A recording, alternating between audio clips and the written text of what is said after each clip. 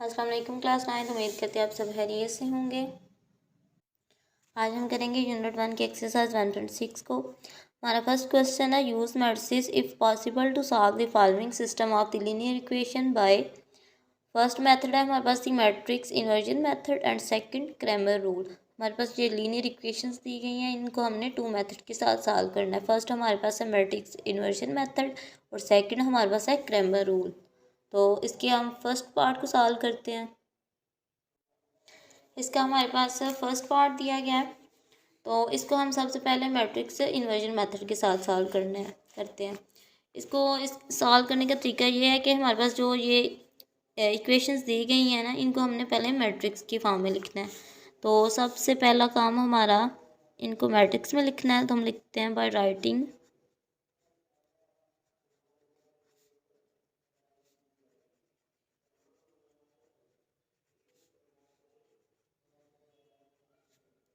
इनको हमने मैट्रिक्स की फॉर्म में लिखना है। मैट्रिक्स की फॉर्म में लिखना है कि हमारे पास जो एक्स और वाई के कोएफिशिएंट दिए गए हैं ना, सबसे पहला मैट्रिक्स हमने उनका लिखना है। तो एक्स का इधर हमारे पास कोएफिशिएंट है 2 और वाई का है -2।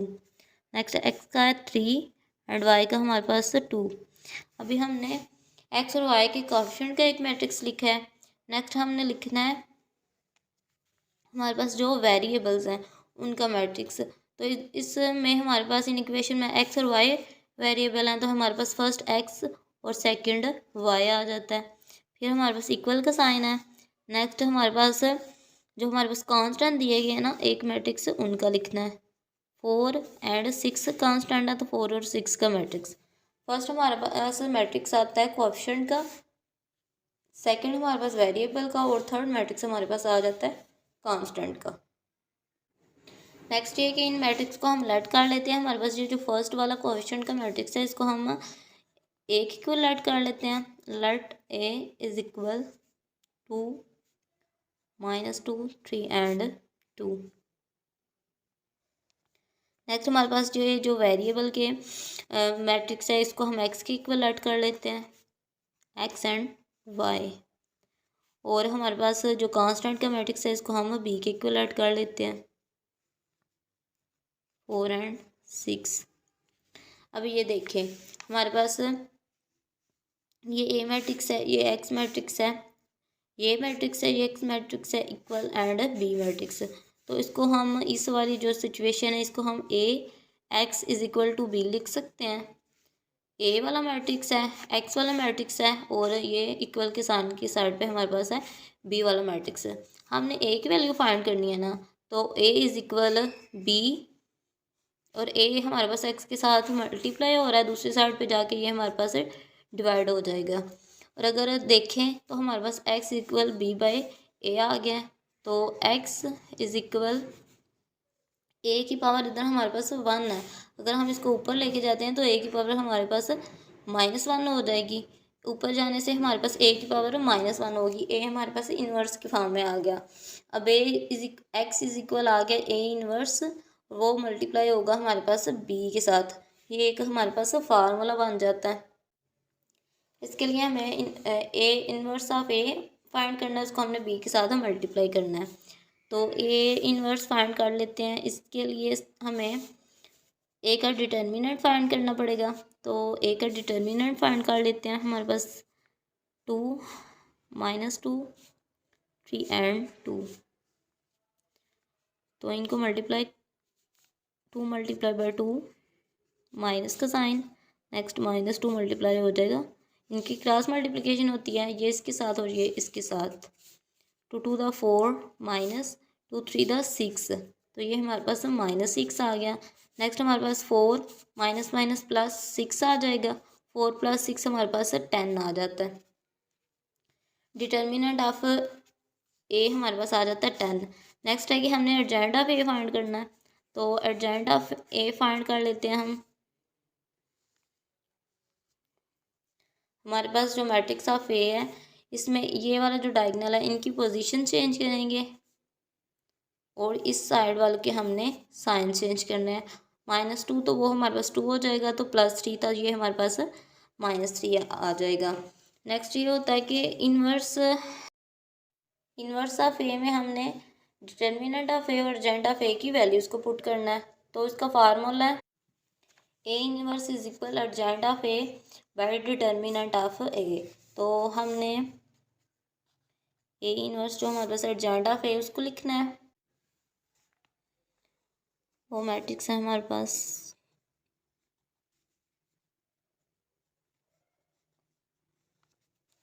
उसके अवर में हमारे पास डिटर्मिनेंट ऑफ ए जो कि हमारे पास 10 आया है। अब 10 को हमने इनके साथ डिवाइड कर देना।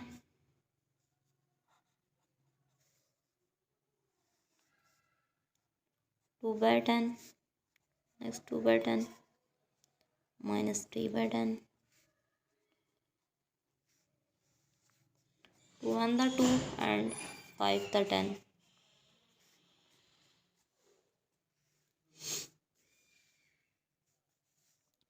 हमारे पास ए इनवर्स आ जाता है 1/5 माइनस 3/10 एंड 1/5।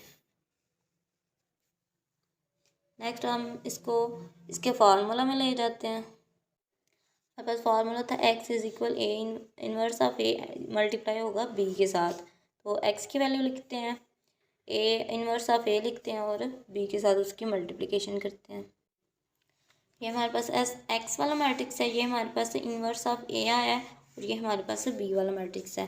तो अब हमने इनवर्स ऑफ ए को बी के साथ मल्टीप्लाई करना है। उसके लिए इस रोज़ को हमने कॉलम के साथ मल्टीप्लाई कर देना है। 1/5 हमारे पास मल्टीप्लाई होगा 4 के साथ, सेंटर में हमारे पास प्लस का साइन। फिर 1/5 मल्टीप्लाई होगा हमारे पास 6 के साथ, माइनस 3/10 मल्टीप्लाई होगा हमारे पास 4 के साथ, प्लस 1/5 हमारे पास मल्टीप्लाई होगा 6 के साथ।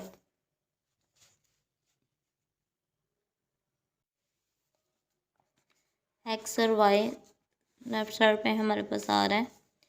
ये हमारे पास 4/5 प्लस हमारे पास 6/5।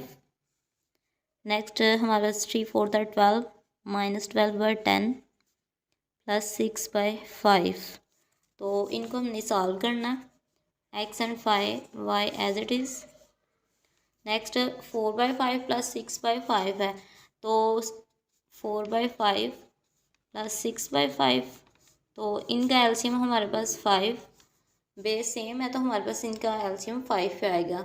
नेक्स्ट इसका टेबल हमारे पास, इसको हमने डिवाइड करना है इसके ऊपर 5 1 the 5 और उसको हमने मल्टीप्लाई कर देना ऊपर 4 के साथ। तो 4, तो ये हमारे पास 4 प्लस 6 आ जाएगा इन 10/5। तो 5 हमारे पास 2 the 10, ये हमारे पास 2 आ जाता है।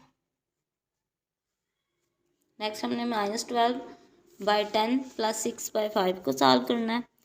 -12/10 प्लस 6/5, और अगर हम 10 और 5 का एलसीएम ले तो ये हमारे पास 10 ही आएगा। नेक्स्ट 10 को 10 पे डिवाइड किया तो 1, और 1 को 12 के साथ मल्टीप्लाई किया तो हमारे पास 12 आ जाता है। नेक्स्ट ये है कि 5 को 10 पे डिवाइड किया जाए तो 2, 5 2 the 10, और 2 को 6 के साथ हमने जब मल्टीप्लाई किया तो हमारे पास 12। नेक्स्ट -12 प्लस 12 है तो ये हमारे पास 0/10, इट मीन कि ये हमारे पास 0 आ जाएगा। तो ये हमारे पास इधर x की वैल्यू 2 एंड y की वैल्यू आ जाएगी 0। एक दफ़ा स्टार से बाय इन्वर्जन मेथड को देख लेते हैं कि हमारे पास लीनियर इक्वेशन दी गई हैं, तो इनको हमने मैट्रिक्स की फॉर्म में लिख लिया। फिर उन मैट्रिक्स को हमने इसको ए के इक्वल ऐड किया है।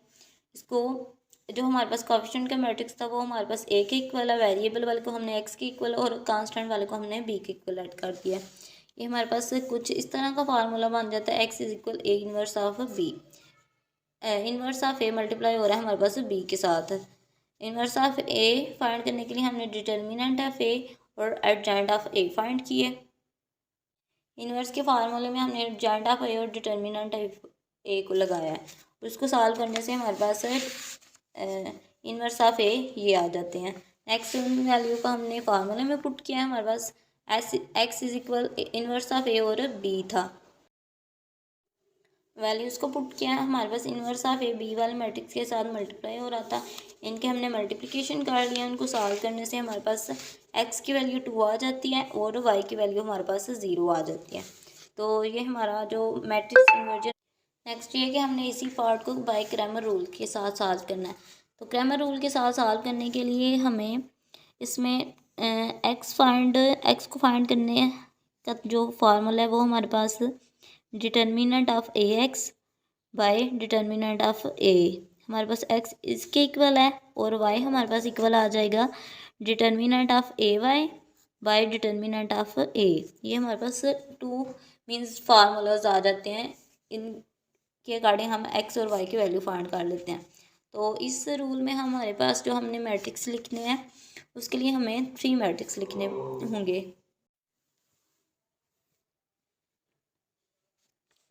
एक हमारे पास ए का मैट्रिक्स आ जाएगा, एक हमारे पास ए एक्स का और एक हमारे पास ए का वाई का मैट्रिक्स आ जाएगा।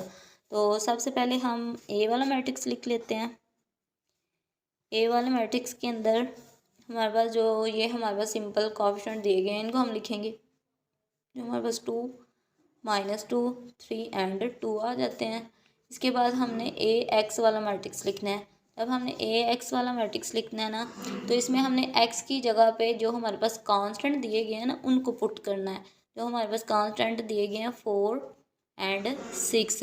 ए एक्स वाले मैट्रिक्स में हमने एक्स की जगह पे कांस्टेंट को पुट करना है और वाई की जगह पे हमने जो हमारे पास वेरिएबल दिए गए हैं -2 एंड 2 उनको पुट कर देना है। और ए वाई वाले में हमने एक्स की जगह पे जो हमारे पास वेरिएबल ये हमारे पास कोएफिशिएंट है उनको पुट करना है और वाई की जगह पे हमने कांस्टेंट को पुट कर देना है। हमने 3 मैट्रिक्स लिखने हैं। ए मैट्रिक्स में हमने सिंपल कोएफिशिएंट को पुट कर देना है। ए एक्स में हमने एक्स की जगह पे कांस्टेंट को और बाकी हमने कोएफिशिएंट को पुट कर देना है। और ए वाई की जगह पे हमने वाई की जगह पे कांस्टेंट को पुट करना है और एक्स वाले में हमने कोएफिशिएंट को ही पुट करना है। अब हमने इनके डिटर्मिनेंट फाइंड करने हैं। तो सबसे पहले हम डिटर्मिनेंट ऑफ ए फाइंड कर लेते हैं। ए का डिटर्मिनेंट 2 -2 3 एंड 2। इनकी क्रॉस मल्टीप्लिकेशन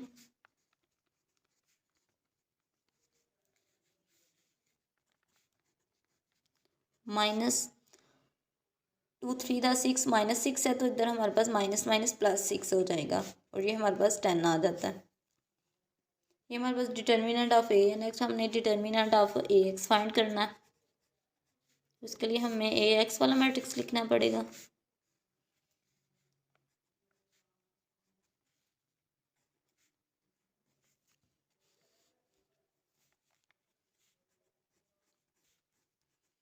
इनकी क्रॉस मल्टीप्लिकेशन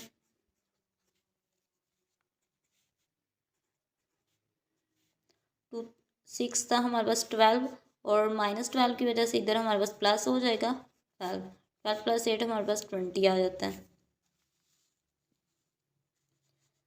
नेक्स्ट हमारे पास डिटर्मिनेंट ऑफ ए वाई रह गया तो उनको हमने फाइंड करना है। उसके लिए हमने ए वाई वाले मैट्रिक्स को लिखना है। जो हमारे पास 2 4 3 एंड 6 दिया गया है।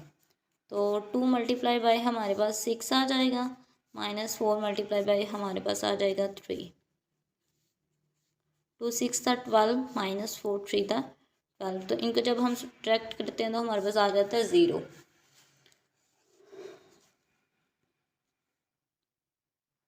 हमने determinant of A X and A Y find कर लिए हैं। इनको हम इनके फार्मूलाज में पुट कर देते हैं।